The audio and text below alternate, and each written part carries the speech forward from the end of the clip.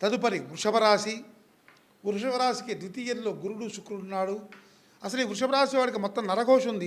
ఈ వారం కొద్ది కాలం పాటు నరఘోష ఉంది. ఎందుకంటే ప్రత్యేకంగా చెప్పాల్సినటువంటి పని లేదు, అయినా చెప్తున్నాం. ద్వితీయంలో అంటే ధనస్థానంలో గురుడు శుక్రుడు ఉన్నాడు కాబట్టి పుష్కలంగా డబ్బులు బాగా సంపాదిస్తారు. మంచి బిల్డింగ్ను కొంటారు. ప్రతి వాళ్ళకు కూడా లాభసాటిగా ఉంటుంది. తృతీయుల్లో బుధరవులు ఉన్నారు. మంచి తెలివితేటలు, సజ్జన సాంగత్యం, పెద్దవాళ్ళచే గౌరవించబడటం ఇవన్నీ ఉంటాయి. చతుర్థంలో కేతువు ఉన్నాడు. వివాహ సంబంధ విషయంలో కొంచెం ఆచితూచి వ్యవహరించగలగాలి. పంచమంలో కుజుడున్నాడు.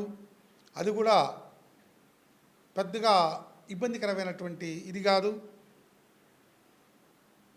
అష్టమంలో చంద్రుడు ఉన్నాడు. ఆరోగ్యాన్ని బాగా చూసుకోవాలి. ముఖ్యంగా సైనస్ ప్రాబ్లమ్స్, ఊపిరితిత్తులకి అంటే జలుబు, దగ్గు, ఆయాసం లాంటిది రాకుండా చూసుకోవాలి. భాగ్యంలో రాహు ఉన్నాడు.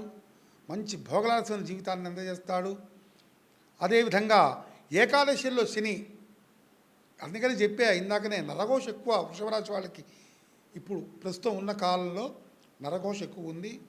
శని కూడా బ్రహ్మాండంగా ఉన్నాడు. ఏకాదశిలో లాభస్థానంలో ఉన్నాడు. మొత్తం కూడా చాలా మంచి చేస్తాడు మీకు.